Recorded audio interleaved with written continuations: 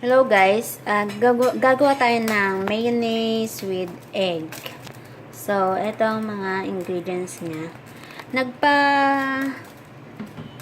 Nag-boiled egg na ako at hiniwa-hiwa ko siya ng mga maliliit. Yan. Yan. Yan yung mga ingredients. And then, sugar, white sugar, cheese, pickles, and then, pineapple na hiniwa ko din. Kasi, nabili ko yung buo malalaki. Ayan, malaki yung buo pa. Kaya, hiniwa ko siya. At, syempre, ang ating mayonnaise. At, asin. At, black pepper. Durog. So, gagawin natin na lalagay ko muna siya sa malaking bowl. So, paghahalu-haluin ko lang lahat ng ingredients. So, lagay ko na yung pickles at keso. Yan.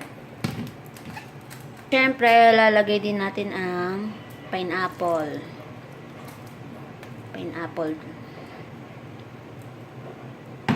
Yan. Lagyan natin ng pepper. Siyempre, marami. Okay. Enough. At konting salt. At siyempre, konting sugar. Isang kutsarang sugar. So, lagyan na rin natin ang ating mayonnaise.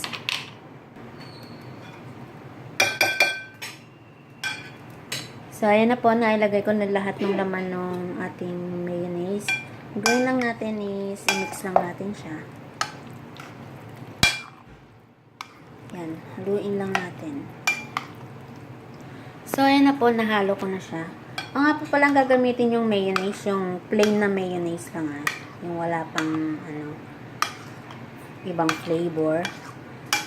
So, ayan na, ang ating mayonnaise with egg. So, level up na yung ating palaman sa ating tinapay.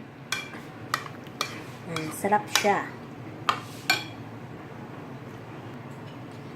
Dahil tapos na tayo, ibabalik ko ulit siya sa ating lalagyanan. Para pag may bread tayo, pwede natin siyang palamanan.